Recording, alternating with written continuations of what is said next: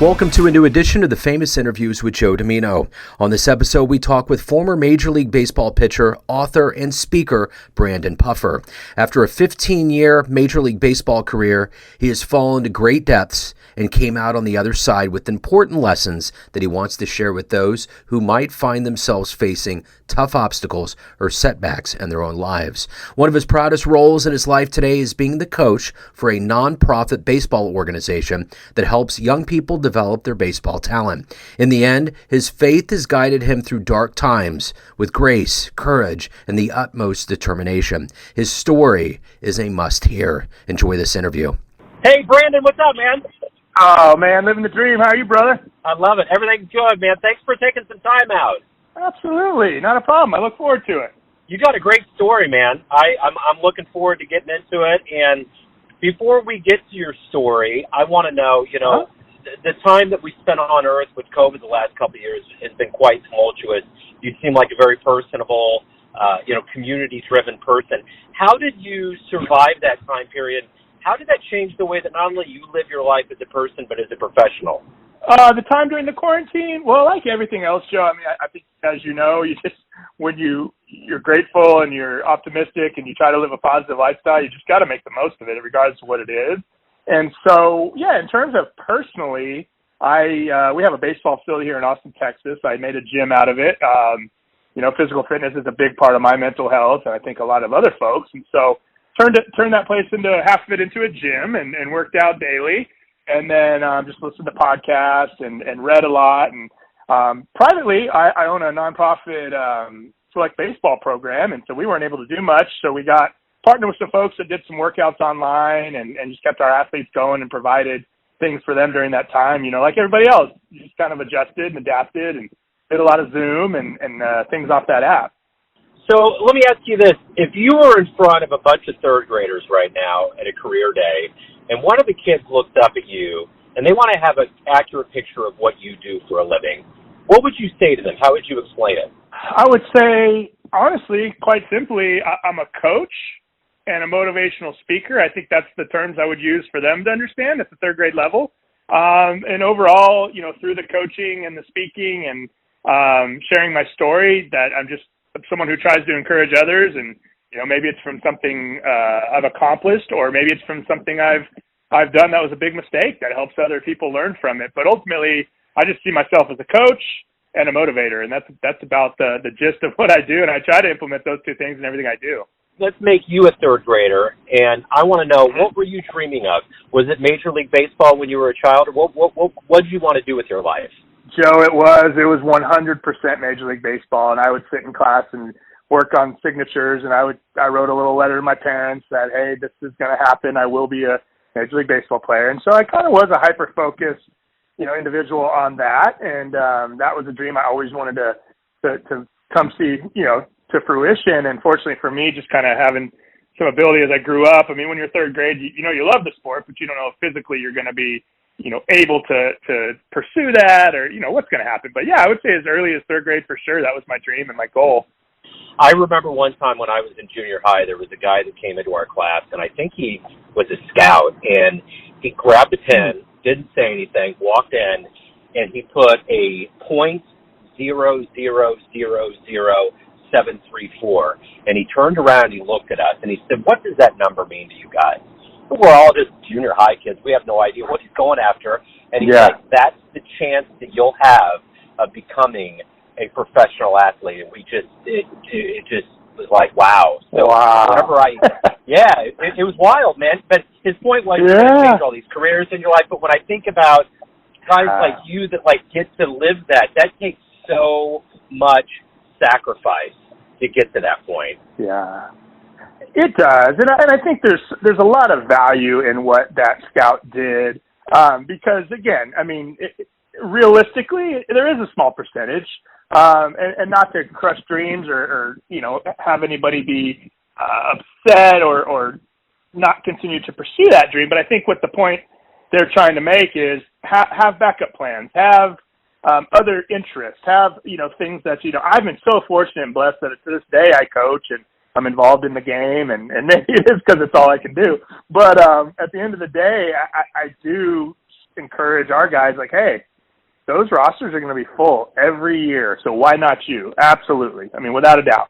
But, yes, it is a very small percentage, and you need to have other things that you're looking towards doing, because even if you do get to play 10 or 15 years, I played 15, it's going to come to an end, and then who are you outside of baseball? You know what I mean?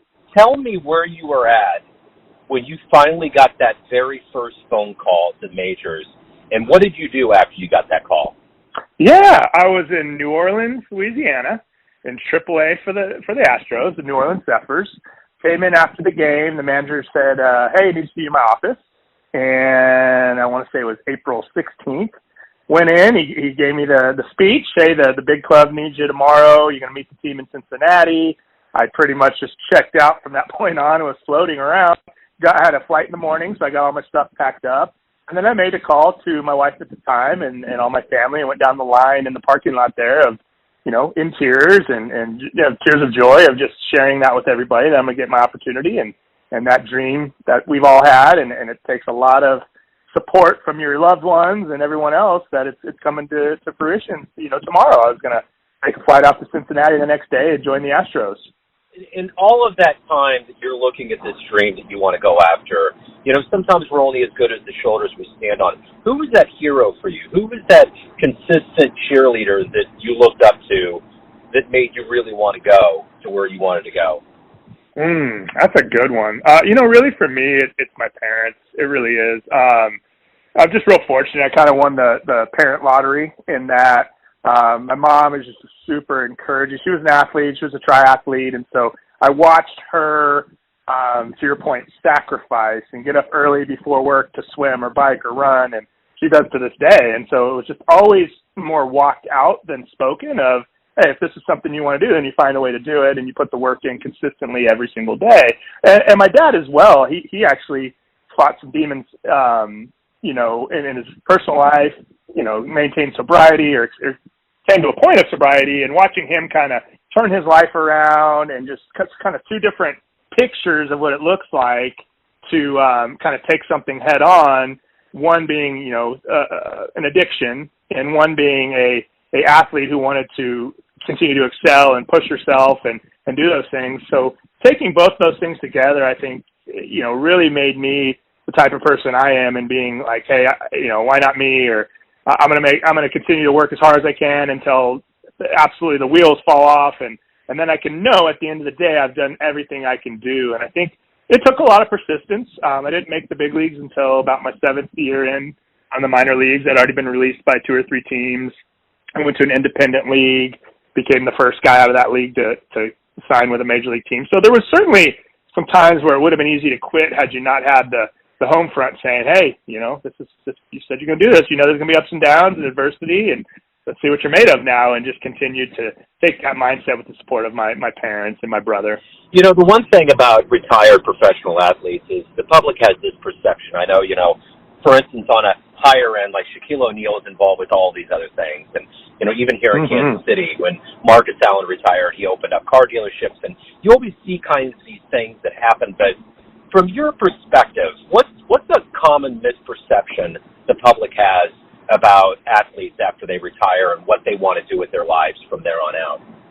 That's a great question. I wish I had Shaq or Marcus Allen money, so I couldn't sit around for very long. But no matter who it is, you know what I mean? And maybe it's why someone like Tom Brady or Verlander in baseball play so long, because they wonder, how am I going to get what this gives me in terms of the adrenaline, the juices, the drive to every day get up and go through that routine? Because, there's really no off season. Your routine is from the time you wake up to the time you go to sleep is all based on your performance and those types of things. So I think it's that guys will just kind of retire off in the sunshine, and guys that you mentioned, they've got plenty of money, they're just going to enjoy the rest of their lives. Well, they've been kind of it's been ingrained in them for so long, routine and purpose and being judged on your performance, that's just not possible for most. Maybe some can do it. They can ride off in the sunshine and go to the beach and be good. But most of these guys are competitors to no end. And they just, they want to continue to not only compete and to get that thing that makes their juices flow, but also to be productive, to be somebody who, I know for me personally, it's okay, I want to do something that's going to help others and pass this on. And that's where kind of our youth and high school program came about. And, you know, different little ventures I get into is just that. It's like you want to continue to push yourself and become a better version of you. So, okay, what do I have with life after baseball? In my case, baseball, or whatever sport it is. You know, how can I use what I did and how fortunate I was to do that to kind of make the world a better place daily? Is I think how most people view it. I think everyone's different, but I'm just speaking kind of for myself. And I know there's a lot of athletes that are buddies of mine that see it the same way. It's like, well, why do you still do and push and drive? And you made plenty of money. And that, not speaking of me, but other guys, and they're like, well, that's not purpose. You know, what is my purpose every day? Why am I here? If God wakes me up and gives me breath in my lungs, and there's a purpose for me, and it's probably not to sit and kind of rest on my laurels that I had a good career and now I have plenty of money. For sure. You know, when I think about that, maybe it's my journalistic brain that kicks in whenever I hear people say, how could Tom Brady do this? What I keep thinking is, you know, the guy wants to go out on top. That's what I'm thinking from a human perspective. One of the reasons why I would think he would come back was that I don't think he just wants to lose a playoff game. I think he wants to go out on top. But it's that whole mentality that civilians don't understand. And I've felt like that being in Kansas City, where I've seen so many teams before the Chiefs or even the Royals that were losers year after year after year. But I always go back to that thing where it's like, it's really about you guys are out there doing this, and we as civilians can't understand that. And you guys get pelted all the time. It's part of the price you pay to be in front of the public eye and to get crucified in that way, you know?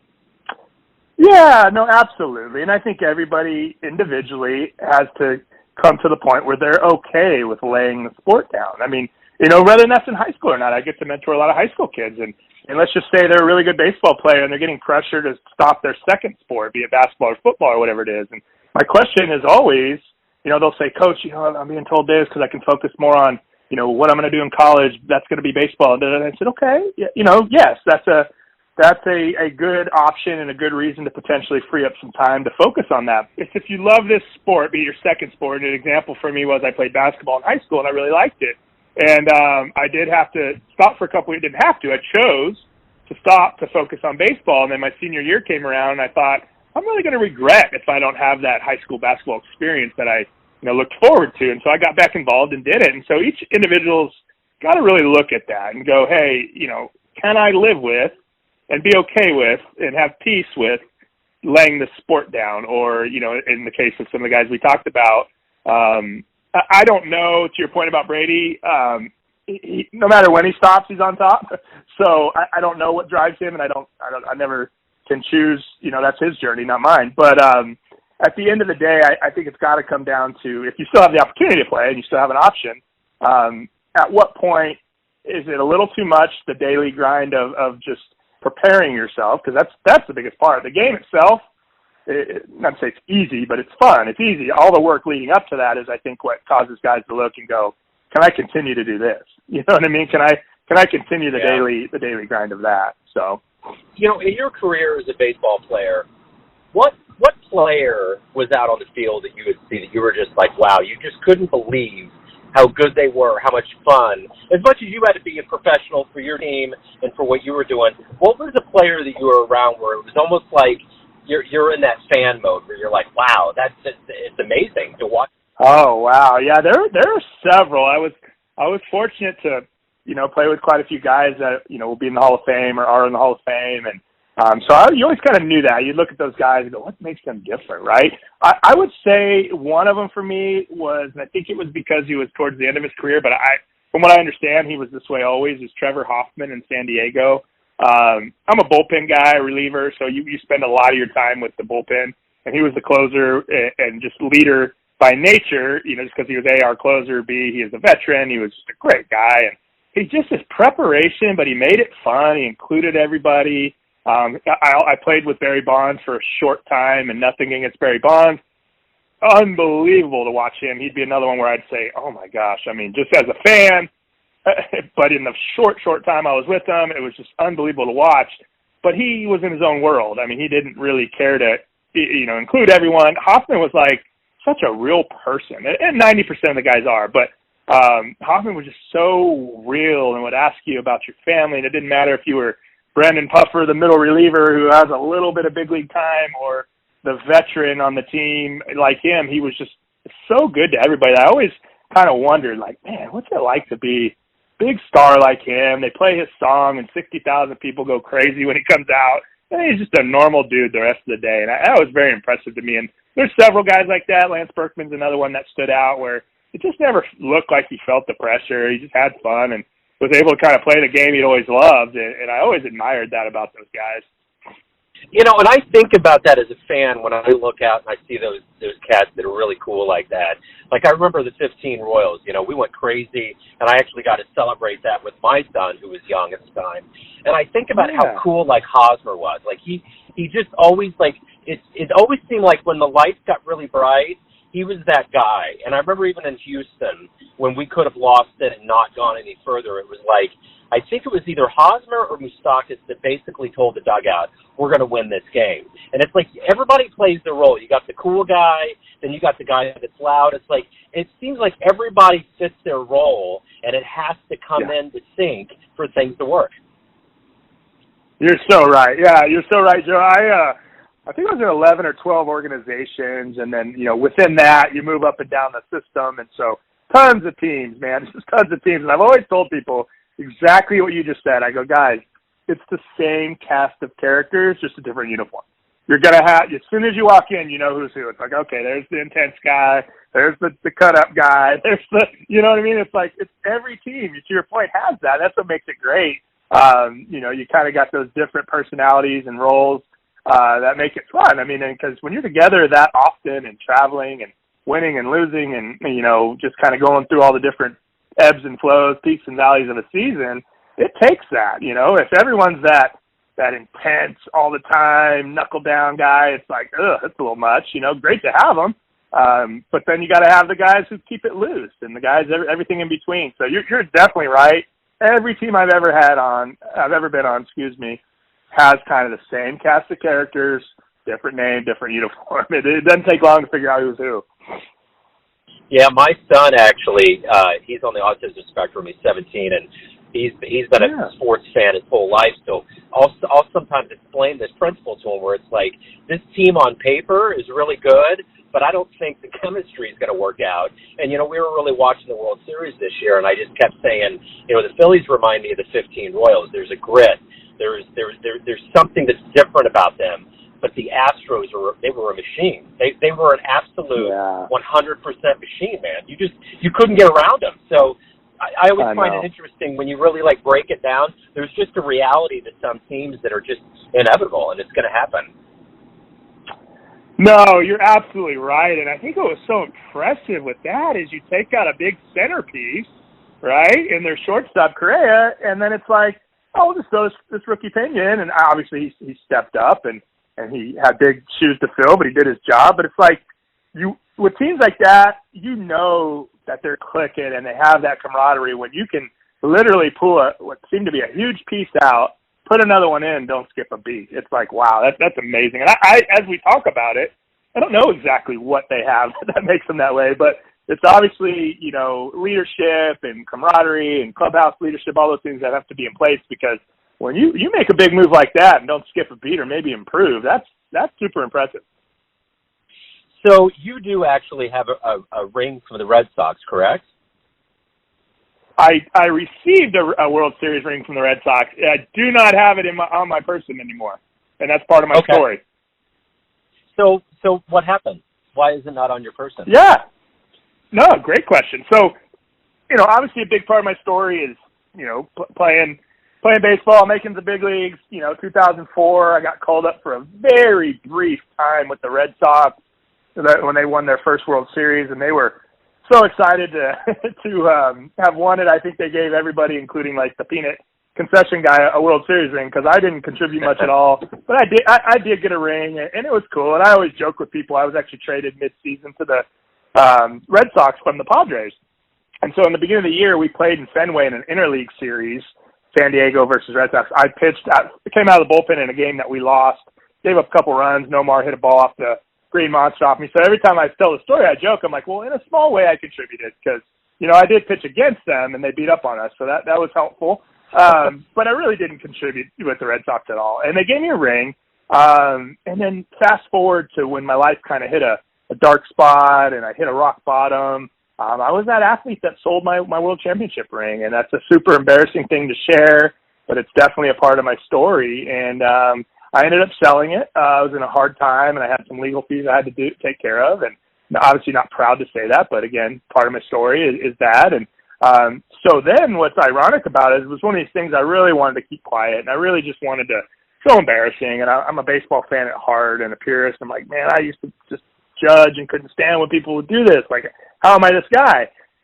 But, it sold to a private guy. We kept it real private. Well, out of nowhere, about a year later, it ended up on Pawn Stars, the show. And now I'm like, what was a secret is now out there, in full public. People are texting me left and right, just going, hey, you watching Pawn Stars? Hey, what's going on here? And it was the guy who had bought it was trying to sell it to the Pawn Stars. It was part of their episode. And so just another one of those quirky little stories in my life of like, wow, well, you thought you were going to keep that one under wraps, and that went pretty public. But, that's again, I know I've said it multiple times. It's just kind of a part of my story to go, look, if you think a World Series ring is going to bring you peace and joy, and you think and all these accomplishments are going to do it, I mean, look what happened to mine. I think we've all waited for since we were young, and I don't even have it anymore. Yeah, and that leads my next question here. I'm curious now that you look back on your life as a very wise, well-traveled man. If you have a dream tonight and you run into like your 20-year-old version of yourself, and you could give that version of a piece of advice based on what you've learned in your life, what would you tell your younger version? Yeah, a couple things. I mean, one definitely would be to learn from other people's mistakes. You don't have to go through that experience all the time yourself to learn. And I say that because I already mentioned that my dad, had trouble with addiction and became sober when I was in high school. And so I had right in my house an example of kind of what it looks like in a family when it's tumultuous and there's drinking and anger and drugs and those type of things. And then what it looks like when that person changes their ways and how a family can be redeemed. And he would tell me, my dad would literally tell me like, hey man, this doesn't end any other way besides, like death or prison or, whatever the case may be. And I would say things to him like a 20-year-old Brandon would say, well, you got sober in your mid-30s. Just look at all the fun you got to have, So I could have easily just kind of took advice or wisdom from my dad and many others who had talked to us, or in spring training, they'd come in to, share a story. Somebody would come in and share a story or, kind of warn us of the perils of being a professional athlete and people are going to be tugging at you and it's a hard lifestyle. And instead of really taking that to heart and kind of working on myself at that time, I just said, I'm young, I'm invincible. It's not going to happen to me type mentality. And I would have paid attention much earlier when people were trying to get my attention. And in my opinion, God was kind of knocking on my heart going, hey, you don't really want to go down this path. There's another way for you, but it's going to take some work. And I just kind of succumbed to a lot of those demons I fought, the addiction stuff. And that's what led to ultimately, like I said, me hitting a rock bottom. I served time in prison and, at that point had to surrender my life and figure out what I wanted to do from there. But it didn't really have to come to that. It could have happened much sooner. So that's one thing I would say. And then the second thing I would say to, kids that age is it's not about you. Like, it's really not about you. It's about, every decision and choice you make, your family's affected. Now, granted, you have to walk out your own journey, but your family's affected, the people around you, people that care about you. So to take into consideration, other people's feelings when it comes to how you're acting or how a certain action of yours could affect everybody besides just yourself. I think at that point I was just super selfish, self-absorbed, all about my career and doing what made me happy rather than really looking at the big picture of, caring for the ones that love me and realizing that, hey, there are some people that look up to you, have a calling on your life, and it's not really it is your choice if you want to just kind of throw it all away and behave this way, but there's really another way you can go and kind of pay more attention to that, I would say. So, when you wake up every day, you have kind of a set agenda of what you're going to do and how you're going to do it. What do you look forward to the most? What's really driving you these days? Yeah, I do. I'm a very routine-oriented guy, and from the time I wake up, I get into a quiet time, and I try to, write down things I'm grateful for. And so I look forward to opportunity, to a routine. And then within that routine, I really look forward to divine appointments. Like, it just never fails. If you're looking for it, if you're personable, if you're smiling at people, you'll end up meeting folks. You'll end up having, like what I like to call divine appointments that are like, that will, they may benefit you in a business world, but it may just be meeting more friends and be able to encourage more people. I really do look forward to that aspect of things now. And again, prior to the way I live my life now, it was, okay, from the time I wake up, what I need to eat, what I need to work out, what I need to read, it was just kind of boom, boom, boom. And I never really took time to look without and try to see how can I encourage someone else? Like, I'm here for more than just me. And so that's what I look forward to now. Like, who am I going to be able to encourage today? And I don't, all my days aren't great. I mean, that nobody's are. But even when I'm having a rough day, and when I'm maybe battling with some anxiety or some depression or whatever the case may be, it never fails that I feel so much better when I try to serve somebody else. I just try to, and it could just, again, be a smile, positive word, encouraging word. I go to the gym every morning, maybe encourage somebody there, whatever the case may be. Just always seems to make, even selfishly, I guess, make me feel better when I'm serving and being an encouragement to other people. So everyone out there has a perception of you, your family, your friends, all of your fans, but ultimately you're the one that's lived your life. What's your perception of you? Who do you think you are? I think honestly that I am just a man who's got self-esteem issues like everybody else, has the imposter syndrome of why me? Why did I have this calling on my life? Why was I able to, go to the big leagues? Yeah, it was hard work and had, was blessed with physical talent, but why do people want to hear my story? Why am I on here today? Just a guy that daily kind of, and I think it's good, at this point, because it keeps humility in the picture, and it keeps, hey, you're not that big of a deal, but if you're willing to be used, your story can encourage people. So I would say that I am a guy. You can't see me. We're doing audio, but I'm a big guy. I'm 6'3", 270. But ultimately inside, I feel like I'm just a soft, insecure, don't deserve any of this type of guy. But also, I think, especially the ones close to me. I know you asked me. I guess it's hard to talk about yourself. That's why I'm deflecting it. But at the end of the day, I really am a guy that has a good heart and does care about, not only his family, but others around him, and wants to, when it's all said and done, be someone that can say, hey, look, he made mistakes. He wasn't perfect by any means. But at the end of the day, people liked being around him. He was encouraging. He made people feel good about themselves. And that's ultimately what I want to be. And I hope that's what people see. So, Brandon, if anybody wants to get your book, learn more about your nonprofit, anything related to you and your world these days, where's the best place for them to go? Yeah, so it's brandonpuffer.com, and everything's on there. The book should be launching pretty soon, and so all the kind of updates and stuff like that are on brandonpuffer.com. Cool, man. Hey, Brandon, this has been wonderful, man. Thank you for opening up. Thank you for your time. I appreciate it. Absolutely, Joe. Have a great day, man. It was a pleasure. Thanks for tuning in to another famous interview with Joe Dimino, where we cover the world of art, sports, literature, and music around the globe. If you want to hear more interviews, visit the Famous Interviews with Joe Dimino channel on YouTube. Thanks again for listening, and until next time.